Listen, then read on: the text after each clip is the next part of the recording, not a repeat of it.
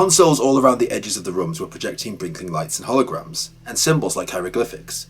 They moved and changed shape as some of the aliens worked on them, while others watched the two. Calvin and Charles also both somehow felt like the craft was alive, sentient and aware of them, probing their minds.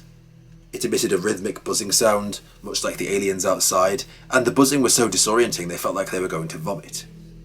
The air was thick, and there was a smell like ammonia everywhere.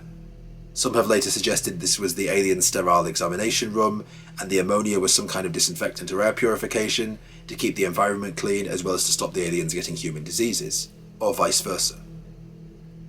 In his examination room, Calvin had a female alien stood over him, with large almond-shaped eyes.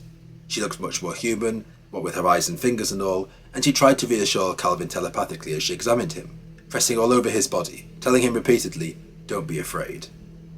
Her actions, however, did little to change this. This alien, this non-human entity, whose intentions he knew nothing of, pinched his cheek, slid her hand down his mouth and held his jaw open, while simultaneously, on the other hand, long thin probes grew from her middle fingers, which she then proceeded to shove down his throat and up his nasal cavity.